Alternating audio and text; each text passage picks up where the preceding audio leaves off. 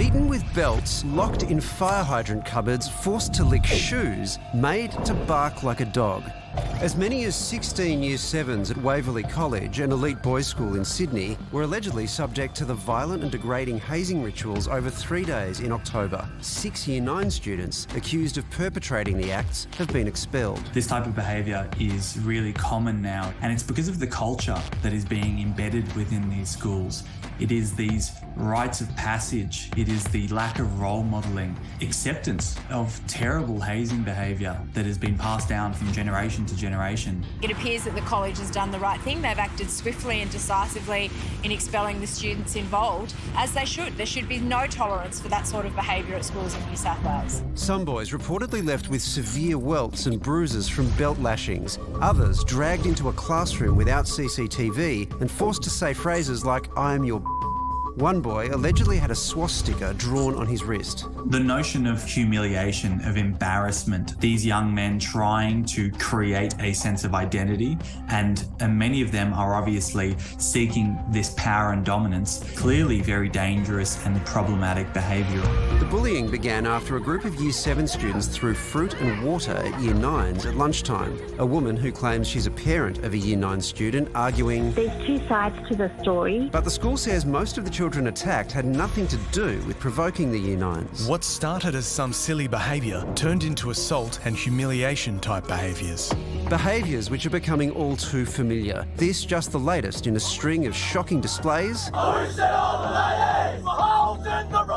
and scandals plaguing Australia's elite boys' schools. So how do we turn the toxic tide? Early education and intervention. We cannot be responding reactively. What in fact we need to do is provide really proactive teaching and education for these young men about what healthy, positive masculinities look like.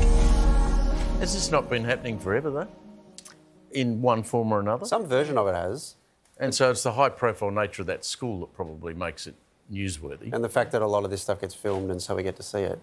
But it's kind of unknowable, isn't it? Like, I mean, you have a psychologist in that package saying we're seeing more of it. Yes. At the same time, he's saying it's handed down from generation to generation.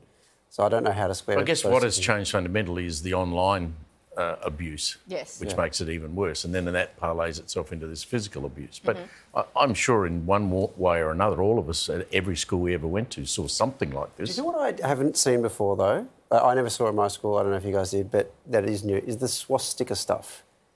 And that sort of extreme... That seems new to me. And especially for that age group, do you mean? Yeah. I mean, there was always racism stuff. That happened. But that expression of it, that feels like an internet thing or something. Like that's been picked up. That does feel like things on social media or blogs or whatever like that. Because you'd think it would have died away. And I can't believe it's resurfaced. Well, I guess the thing, though, with social media is because this dissemination, right, of these horrible things, so, of course, you're going to get that public attention. But then also, by default, you can at least see that what's happening now. But now the challenge is stopping it. Is it and I don't know how. Male toxicity, too? Is it happening in single-sex male schools?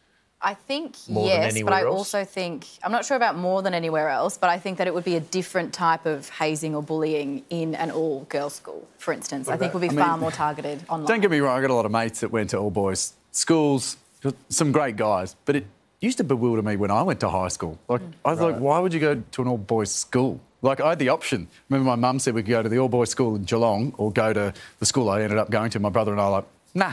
Yeah. Well, is it possible you weren't making an educational or sort of cultural revolution point there? That you just wanted to go to a school I'll tell you what happened. I sent my daughters to an all-girls school to get away from people like you. No, if you saw the photos of me from high school, they would have stayed away. They absolutely would have. They are cracking photos.